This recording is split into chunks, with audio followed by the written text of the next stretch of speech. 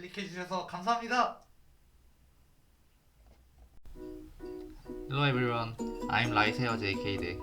In the previous lecture, we talked about capitalism. We explored how markets, competition, and private ownership have shaped the modern world. But today, we are going to discuss another major economic idea that has influenced global history for more than a century: socialism. What exactly is socialism? Why do some people support socialism as a path toward equality and social justice? Why do others criticize socialism as inefficient or dangerous? And why do modern countries still debate socialist ideas today? Today we will explore socialism, equality, welfare, state control, and the ongoing debate between markets and government. Let's begin. First, what is socialism? Socialism is an economic and political philosophy that emphasizes collective welfare over purely individual profit. In socialism, society or the government plays a larger role in controlling economic resources and production. The central idea is simple. The economy should serve society as a whole, not only private profit. Socialists often argue that important resources and industries should not be controlled entirely by private individuals or corporations. Now, socialism exists in many different forms. Some forms support democratic systems and mixed economics.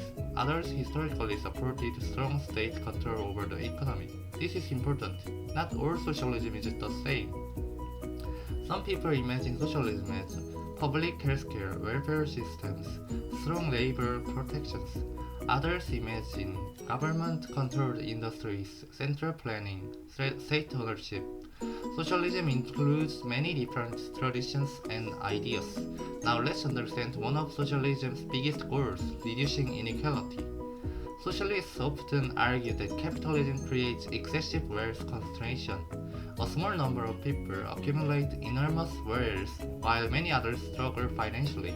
Because of this, socialism emphasizes redistribution, social welfare, public services, economic security. The idea is that basic human needs should not depend entirely on market success. For example, many socialist-leaning systems support universal healthcare, free or affordable education, strong worker protections, public transportation, welfare programs. Supporters argue that these systems improve social stability and human dignity. Now let's talk about workers. Historically, socialist movements were strongly connected to labor movements.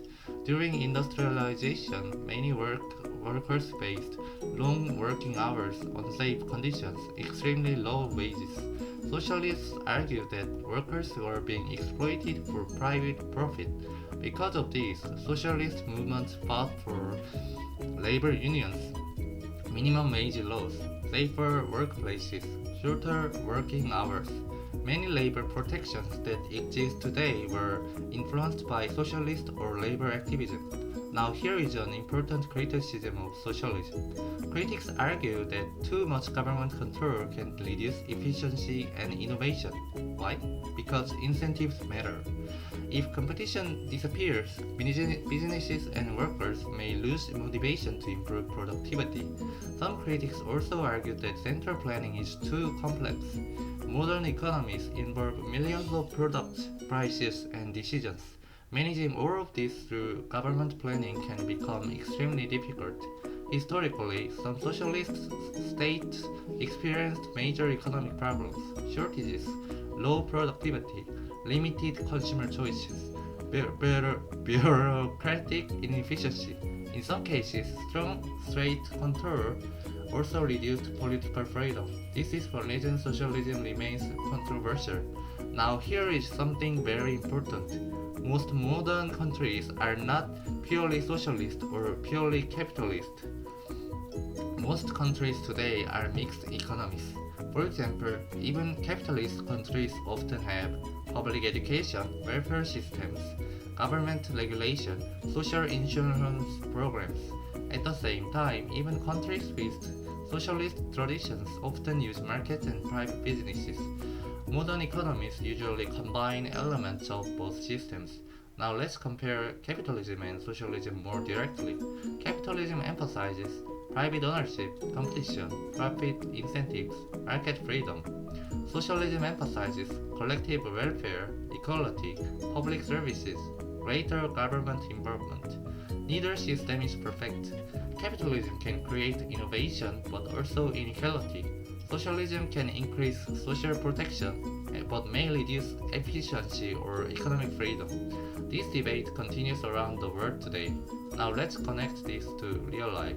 When people debate topics like healthcare, education, taxes, welfare, housing, labor rights, they are often debating ideas connected to capitalism and socialism. These are not just abstract theories, they affect daily life directly. Now, here is one final important idea. Economics is not only about wealth, it is also about values. What kind of society should exist? How much inequality is acceptable? How much freedom should make markets have? How much responsibility should society have toward vulnerable people?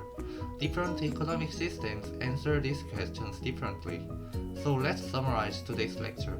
Socialism is an economic philosophy that emphasizes collective welfare, equality, and stronger government involvement in the economy. Socialists often support redistribution, welfare systems, labor protections, and public services. Critics argue that excessive state control may reduce efficiency, innovation, and economic freedom.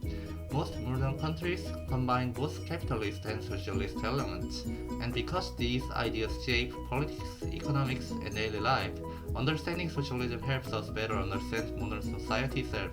Thank you for watching. If you enjoyed this lecture, please like and subscribe. And in the next video, we will discuss another major topic in economics, globalization. Why has the world become so economically interconnected? See you next time.